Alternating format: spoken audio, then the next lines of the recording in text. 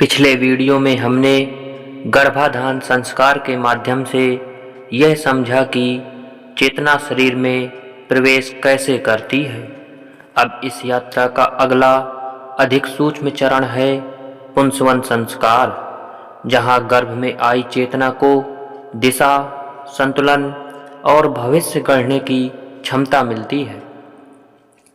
सनातन परंपरा में संतान को केवल जन्म के बाद संवारने योग्य इकाई नहीं माना गया, बल्कि उसे एक ऐसी चेतना के रूप में देखा गया है जिसका निर्माण जन्म से बहुत पहले प्रारंभ हो जाता है। पुंसवन संस्कार इसी गहरे दृष्टिकोण का परिणाम है। यह संस्कार इस सिद्धांत पर आधारित है कि संतान का शरीर, मन, स्वभाव और भविष्य केवल जन्म के बाद की शिक्षा और वातावरण से नहीं बनता, बल्कि गर्भावस्था के प्रारंभिक चरणों में ही उसकी आधारशिला रख दी जाती है। शास्त्रों के अनुसार गर्भ में आने वाला जीव केवल जैविक संरचना नहीं होता, बल्कि वह पूर्व संस्कारों के साथ आई हुई चेतना होती है जो नए वातावरण में स्वयं को ढालने लगती है। और यही वह समय होता है जब माता पिता के विचार, भावनाएं और जीवन शैली उस चेतना को दिशा देने लगती हैं। पुंसवन संस्कार शब्द को अक्सर गलत अर्थों में केवल पुत्र प्राप्ति से जोड़ दिया जाता है, जबकि इसका वास्तविक उद्देश्य संतान के पोषण, संतुलन और मानसिक स्थिरता से जुड़ा हुआ है। पुंस का अर्थ केवल पुरुष संतान नहीं, बल्कि जीव या चेतन सत्ता है, और वन का अर्थ है उसका विकास और पोषण। इस प्रकार पुंसवन संस्कार का वास्तविक अर्थ गर्भ में पल रही चेतना के विकास को सही दिशा देना। शास्त्र यह स्पष्ट करते हैं कि यदि गर्भ में चेतना को संतुलित वातावरण, स्थिर भाव और सकारात्मक संस्कार मिलते हैं तो वही चेतना आगे चलकर अपने जीवन में बेहतर निर्णय लेने में सक्षम होती है। यह प्रश्न अत्यंत महत्वपूर्ण है कि संतान का भाग्य कब तय होता है। सामान्यतः लोग यह मान लेते हैं कि भाग्य जन्म के समय तय हो जाता है या किसी ज्योतिषीय गणना से निर्धारित हो जाता है, लेकिन शास्त्र इस धारणा को अधूरा मानते हैं। शास्त्रों के अनुसार भाग्य कोई स्थिर लिखावट नहीं है, बल्कि यह एक प्रक्रिया है जो 3 स्तरों पर बनती है। पहला, गर्भाधान से पहले माता पिता की मानसिक और नैतिक स्थिति। दूसरा, गर्भावस्था के दौरान गर्भ का वातावरण। और तीसरा, जन्म के बाद मिलने वाले संस्कार और निर्णय। पुंसवन संस्कार दूसरे चरण से जुड़ा हुआ है, जो सबसे सूक्ष्म और प्रभावशाली माना गया है। उदाहरण के रूप में, यदि किसी गर्भवती स्त्री का जीवन निरंतर भय, तनाव और असुरक्षा से भरा हुआ है, यदि उसके मन में भविष्य को लेकर लगातार चिंता बनी रहती है, तो वही भाव गर्भ में पल रहे शिशु के मन पर प्रभाव डालते हैं।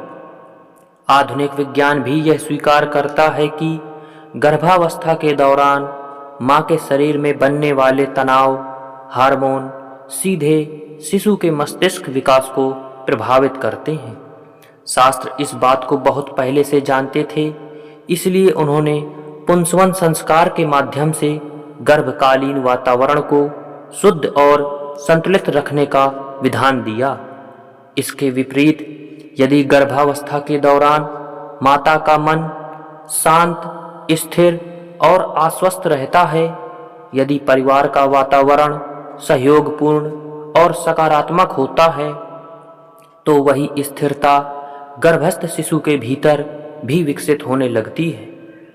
ऐसे बच्चे आगे चलकर जीवन में कठिन परिस्थितियों का सामना अपेक्षाकृत बेहतर ढंग से कर पाते हैं, क्योंकि उनके भीतर प्रतिक्रिया नहीं बल्कि विवेक की प्रवृत्ति अधिक होती है। यही कारण है कि शास्त्र कहते हैं कि संतान का स्वभाव जन्म के बाद नहीं बल्कि गर्भ में ही आकार लेने लगता है। यह भी समझना आवश्यक है कि पुंसवन संस्कार केवल माता से संबंधित नहीं है। शास्त्रों में यह स्पष्ट कहा गया है कि गर्भ का वातावरण केवल स्त्री नहीं बनाती बल्कि पिता की मानसिक स्थिति, उसका आचरण और उसका व्यवहार भी उतना ही प्रभावशाली होता है। यदि पिता गर्भावस्था के समय घर में क्रोध, असंतोष और अशांति फैलाता है तो उसका प्रभाव भी गर्भस्थ शिशु पर पड़ता है। इसी प्रकार यदि पिता संयमित, धैर्यवान और सहयोगी रहता है तो वही भाव पूरे परिवार के वातावरण को स्थिर बनाता है और उसका लाभ संतान को भी मिलता है। इसीलिए पुंसवन संस्कार को केवल स्त्री का संस्कार नहीं बल्कि माता पिता दोनों का संयुक्त उत्तरदायित्व माना गया है। शास्त्र यह भी बताते हैं कि गर्भावस्था के प्रारंभिक महीनों में संतान की मानसिक दिशा विशेष रूप से संवेदनशील होती है। इस समय जो भाव, जो विचार और जो प्रतिक्रियाएं गर्भ के वातावरण में रहती हैं वे संतान के भीतर गहरे संस्कार के रूप में जमा हो जाती हैं। आगे चलकर वही संस्कार उसके व्यवहार, उसकी आदतों और उसके निर्णयों में दिखाई देते हैं।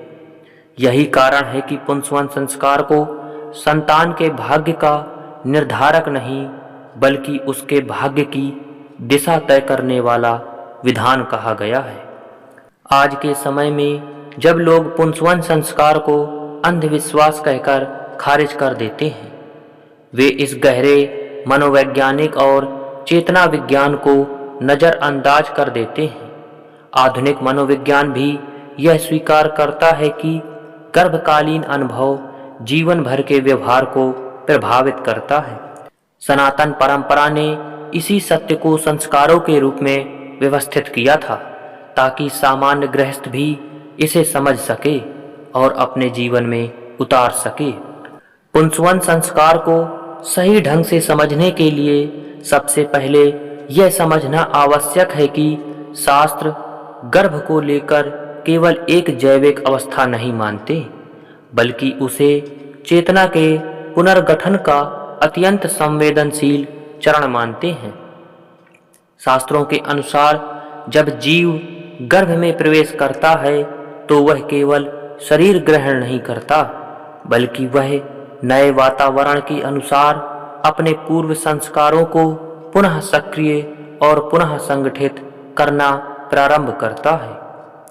यही वह समय होता है जब गर्भस्थ चेतना अत्यंत ग्रहणशील होती है और बाहरी वातावरण से मिलने वाले सूक्ष्म संकेतों को बिना किसी विवेकात्मक फिल्टर के आत्मसात कर लेती है।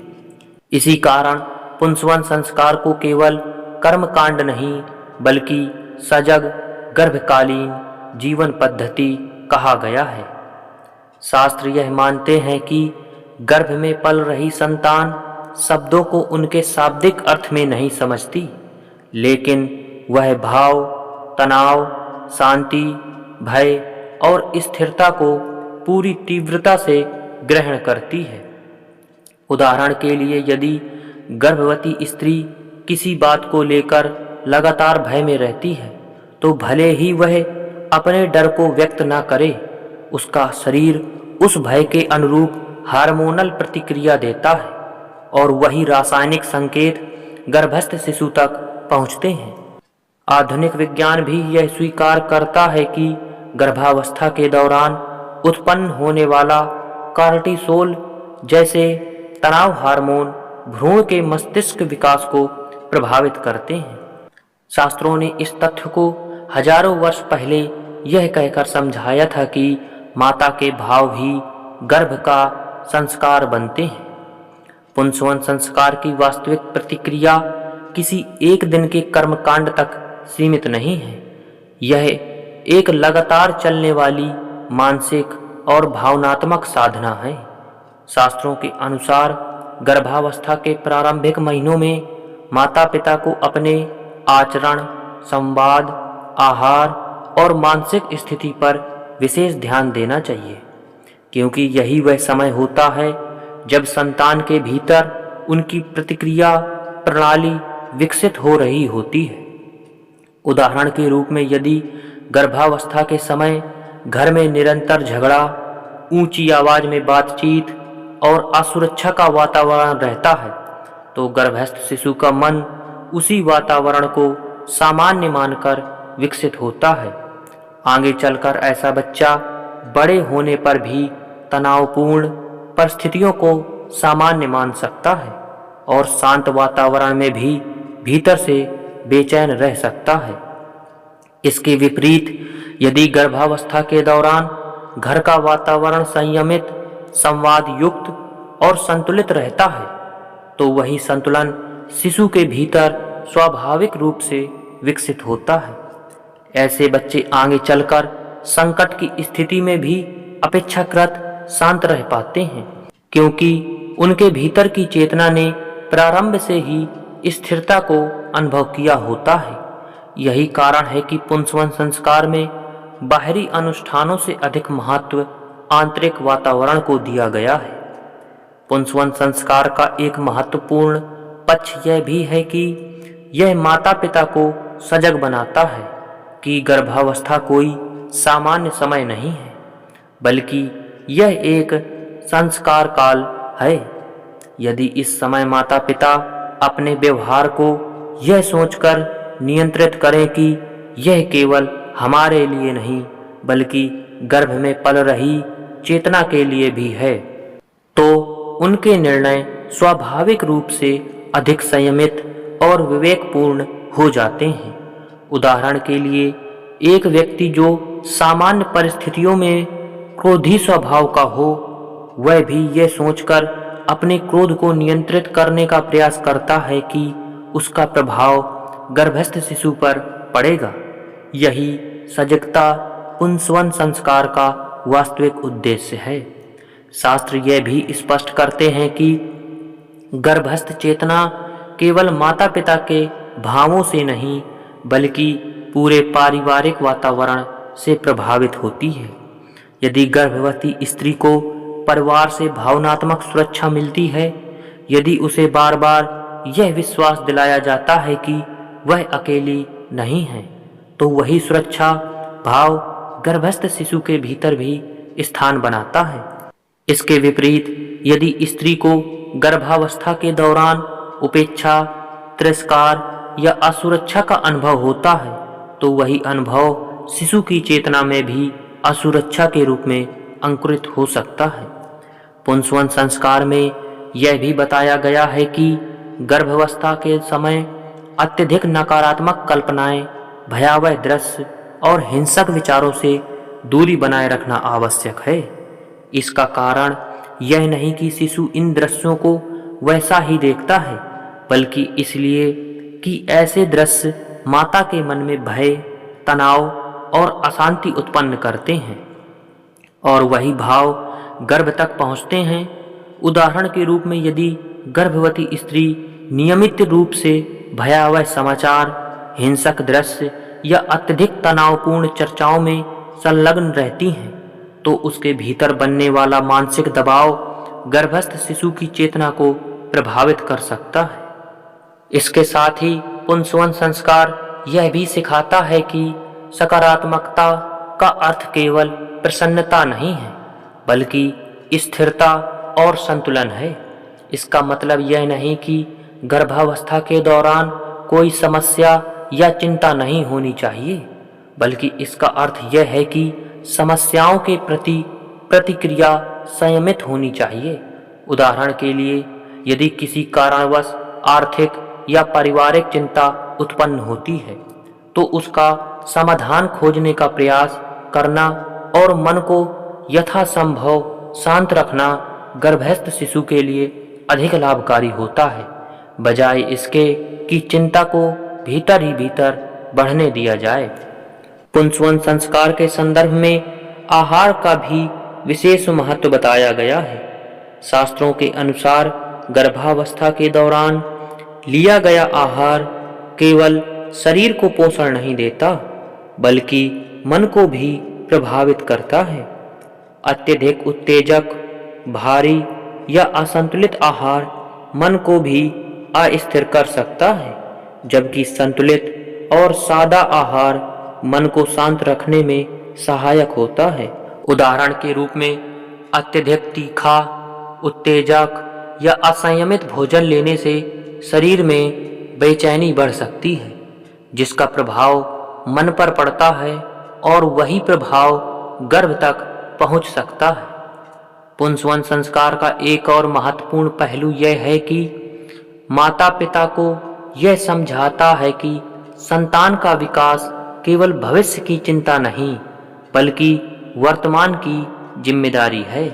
यदि माता पिता यह सोचकर गर्भावस्था को लेकर एक शारीरिक अवस्था मान ले कि बच्चा पैदा होने के बाद हम उसे सिखा देंगे, तो वे उस सबसे महत्वपूर्ण समय को खो देते हैं जब चेतना सबसे अधिक ग्रहणशील होती है। शास्त्र इसी भूल से बचाने के लिए पुंसवन संस्कार का विधान देते हैं। पुंसवन संस्कार का उद्देश्य किसी विशेष प्रकार की संतान उत्पन्न करना नहीं, बल्कि संतान के भीतर संतुलन, स्थिरता और विवेक के बीज बोना है। शास्त्र मानते हैं कि यदि गर्भ में ही चेतना को संतुलित दिशा मिल जाए, तो आगे चलकर वही संतान अपने जीवन में आने वाली परिस्थितियों से बेहतर ढंग से निपट सकती है। यही कारण है कि पुंसवन संस्कार को भाग्य निर्धारण नहीं, बल्कि भाग्य निर्माण की तैयारी कहा गया है। पुंसवन संस्कार को समझते समय एक अत्यंत महत्वपूर्ण बिंदु यह है कि यह संस्कार केवल क्या करना चाहिए पर केंद्रित नहीं है, बल्कि उतना ही क्या नहीं करना चाहिए पर भी आधारित है, क्योंकि गर्भकाल में की गई छोटी छोटी भूलें आगे चलकर संतान के स्वभाव, व्यवहार और मानसिक संरचना पर गहरा प्रभाव डाल सकती हैं। शास्त्र यह स्पष्ट करते हैं कि गर्भावस्था के समय माता पिता का जीवन सामान्य समय से भिन्न होना चाहिए, क्योंकि यह समय केवल शरीर के परिवर्तन का नहीं, बल्कि चेतना के निर्माण का समय होता है। यदि इस चरण में लापरवाही बरती जाए, तो उसका प्रभाव वर्षों बाद संतान के जीवन में दिखाई देता है, जिसे लोग अक्सर भाग्य या स्वभाव कहकर टाल देते हैं। गर्भकाल की सबसे सामान्य और गंभीर भूल है भावनात्मक उपेक्षा। कई बार गर्भवती स्त्री को शारीरिक देखभाल तो मिल जाती है, लेकिन मानसिक और भावनात्मक समर्थन नहीं मिलता। शास्त्र मानते हैं कि जब माता स्वयं को अकेला, असुरक्षित या अवमूल्यित अनुभव करती है, तो वही भाव गर्भस्थ शिशु की चेतना में भी अंकित हो जाता है। उदाहरण के रूप में यदि गर्भवती स्त्री यह अनुभव करती है कि उसकी भावनाओं को गंभीरता से नहीं लिया जा रहा, उसकी चिंताओं को महत्व नहीं दिया जा रहा, तो गर्भस्थ शिशु के भीतर भी धीरे धीरे असुरक्षा और आत्मसंदेह की प्रवृत्ति विकसित हो सकती है। आगे चलकर ऐसा बच्चा संबंधों में बार बार अस्वीकार का भय अनुभव कर सकता है या स्वयं को पर्याप्त न मानने की प्रवृत्ति रख सकता है। दूसरी बड़ी भूल है निरंतर तनाव और जल्दबाजी में जीवन जीना। आधुनिक जीवन शैली में गर्भावस्था के दौरान भी स्त्री से वही गति, वही प्रतिस्पर्धा और वही दबाव अपेक्षित रहता है जो सामान्य समय में होता है। शास्त्र इस प्रवृत्ति को गर्भकाल के लिए अनुपयुक्त मानते हैं। यदि गर्भवती स्त्री निरंतर समय सीमा, प्रदर्शन और बाहरी अपेक्षाओं के दबाव में रहती है, तो उसका मन स्वाभाविक रूप से शांत नहीं रह पाता। यह मानसिक अशांति गर्भस्थ शिशु की चेतना में भी अस्थिरता के रूप में स्थान बना लेती है। उदाहरण के तौर पर ऐसे बच्चों में आगे चलकर अत्यधिक बेचैनी, अधीरता या हर समय कुछ न कुछ पाने की हड़बड़ी देखी जा सकती है। तीसरी सामान्य भूल है नकारात्मक संवाद और वातावरण। गर्भावस्था के दौरान घर में होने वाली बातचीत, बहस और शब्दों की गुणवत्ता अत्यंत महत्वपूर्ण होती है। शास्त्र यह नहीं कहते कि गर्भस्थ शिशु शब्दों का अर्थ समझता है, बल्कि यह कहते हैं कि वह शब्दों के पीछे छिपे भाव को ग्रहण करता है। यदि घर में निरंतर कटु शब्द, अपमानजनक भाषा, ऊंची आवाज या दोषारोपण का वातावरण रहता है, तो वही तनावपूर्ण भाव गर्भस्थ चेतना में जमा हो जाता है। आगे चलकर ऐसे बच्चे अधिक आक्रामक, असहिष्णु या संवाद में कठोर हो सकते हैं, क्योंकि उन्होंने गर्भ में ही ऐसे भावों को सामान्य रूप में ग्रहण किया होता है। एक और बड़ी भूल है भय को लगातार पोषित करना।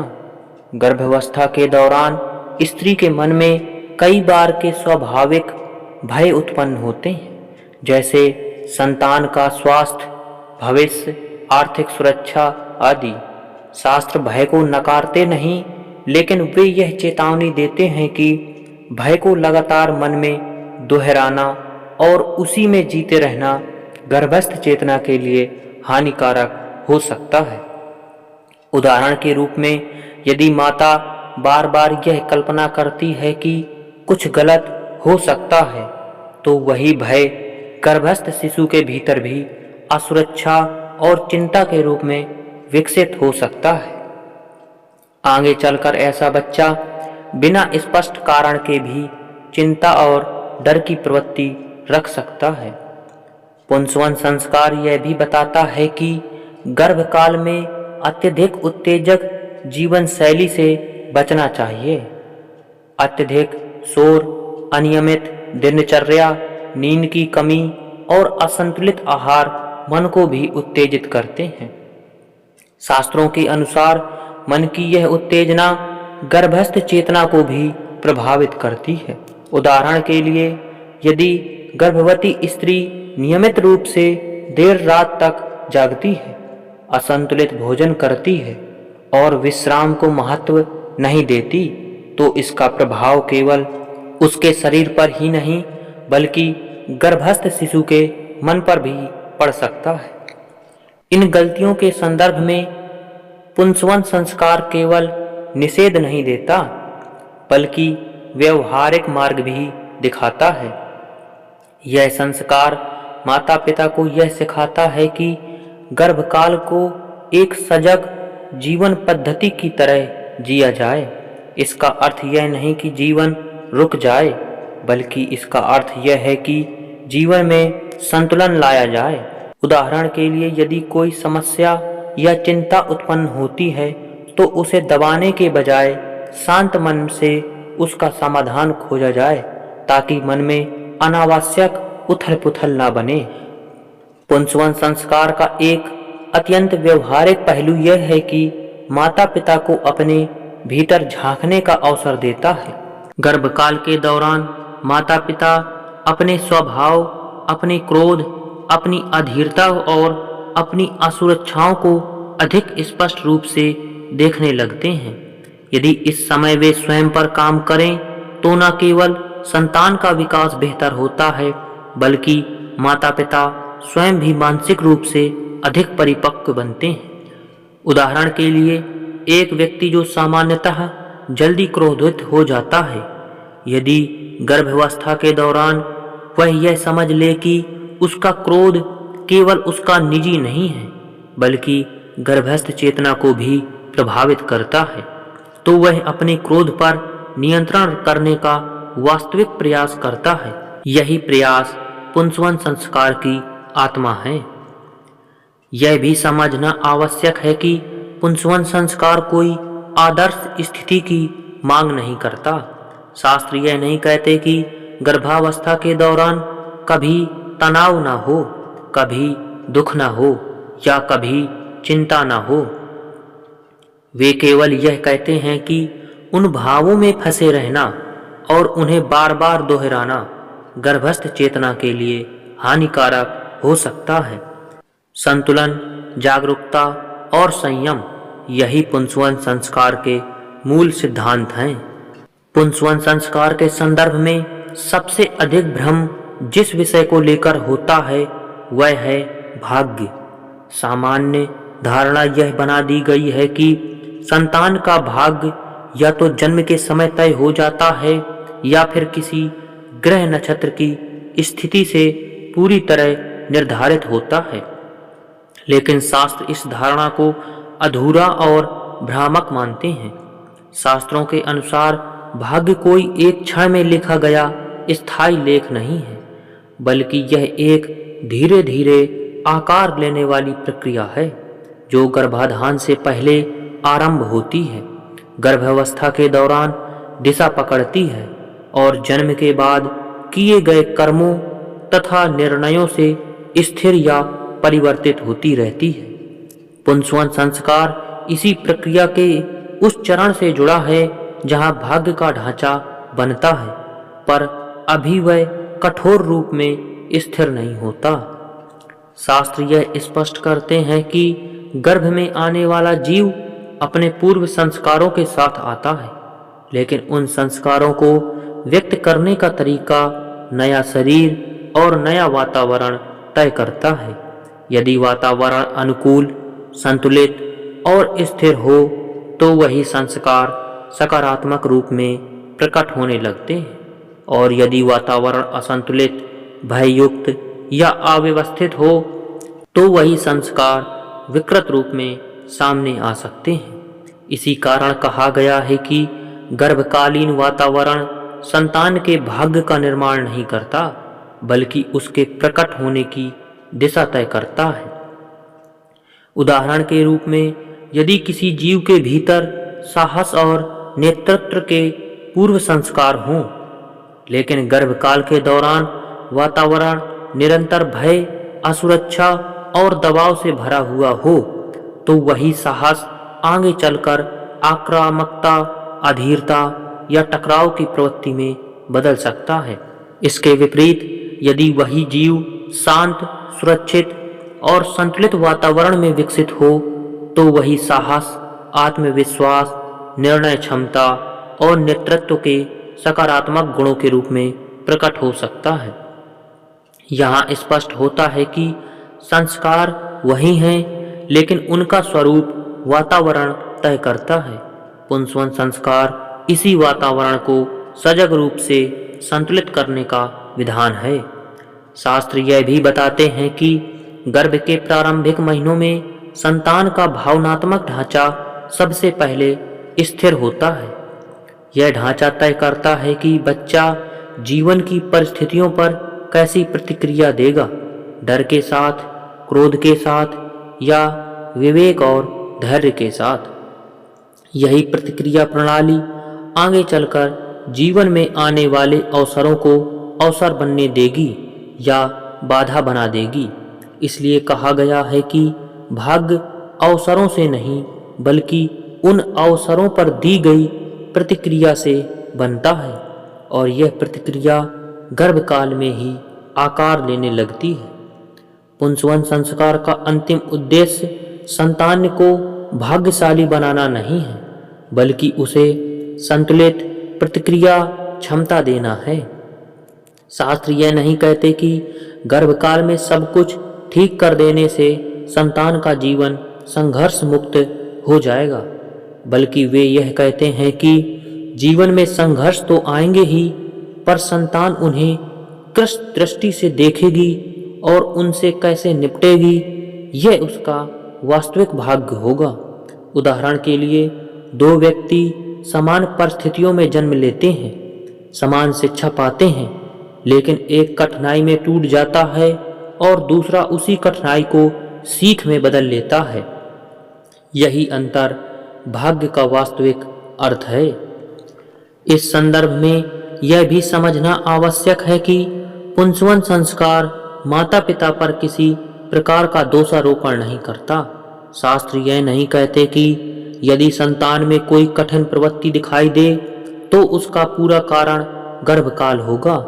वे केवल यह कहते हैं कि गर्भकाल एक ऐसा अवसर है जहां सजगता से बहुत कुछ संतुलित किया जा सकता है।